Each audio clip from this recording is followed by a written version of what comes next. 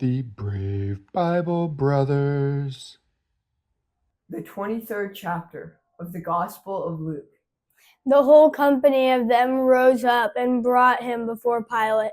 They began to accuse him, saying, "We found this man perverting the nation, forbidding paying taxes to Caesar, and saying that he himself is Christ, a king." Pilate asked him, "Are you the king of the Jews?" He answered, "So you say." Pilate said to the chief priests and the multitude, "I find no basis for a charge against this man." But they insisted, saying, "He stirs up the people, teaching throughout all Judea, beginning from Galilee even to this place." But when Pilate heard Galilee mentioned, he asked if this man was a Galilean. When he found out that he was in Herod's jurisdiction, he sent him to Herod, who was also in Jerusalem during those days. Now when Herod saw Jesus, he was exceedingly glad, for he had wanted to see him for a long time, because he had heard many things about him. He hoped to see some miracle done by him.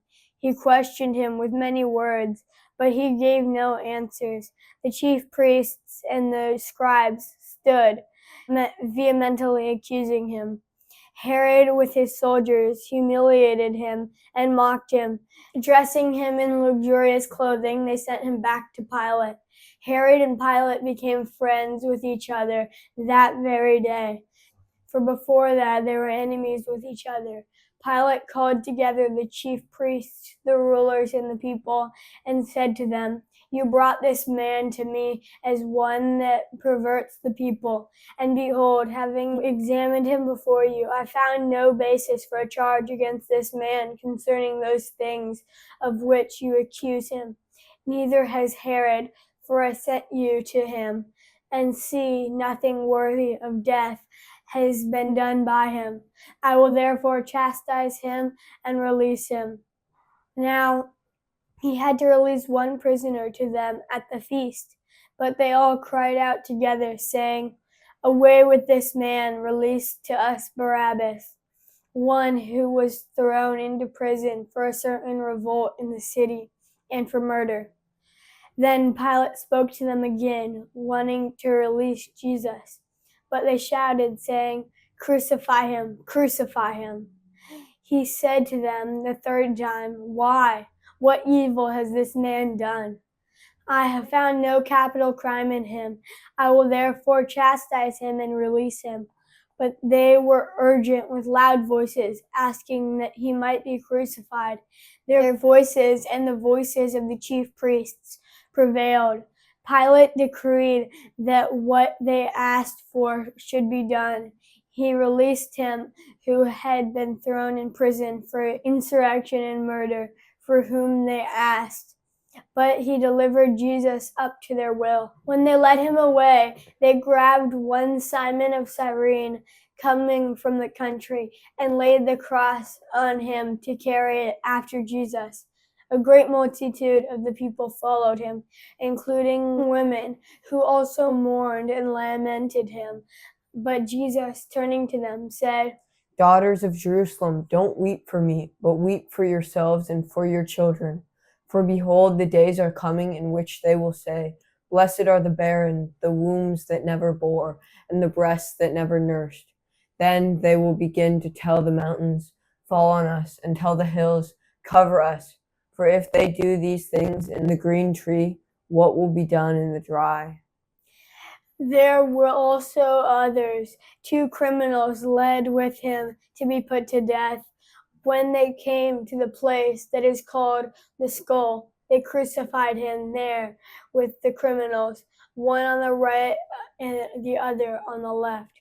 Jesus said, "Father, forgive them, for they don't know what they are doing." dividing his garments among them. They cast lots. The people stood watching. The rulers with them also scoffed at him, saying, "He saved others, let him save himself. If this is the Christ of God, his chosen one."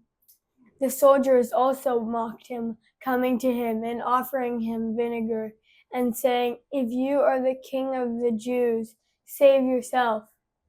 An inscription was also written over him in letters of Greek, Latin, and Hebrew. "This is the King of the Jews." One of the criminals who was hanged insulted him, saying, "If you are the Christ, save yourself and us."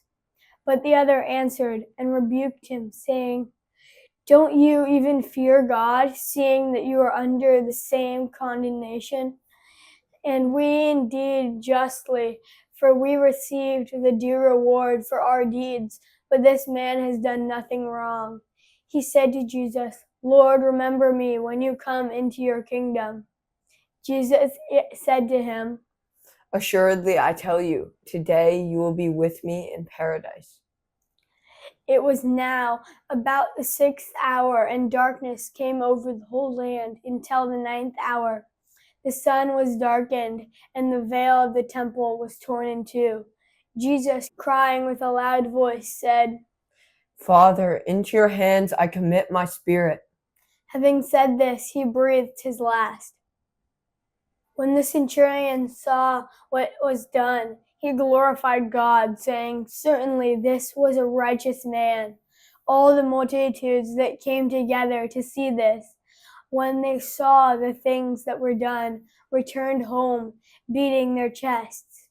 All his acquaintances and the women who followed with him from Galilee stood at a distance watching these things. Behold, there was a man named Joseph, who was a member of the council, a good and righteous man. He had not consented to their counsel indeed.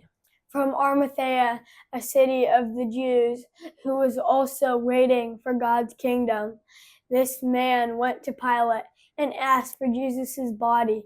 He took it down and wrapped it in a linen cloth and laid him in a tomb that was cut in stone, where no one had ever been laid.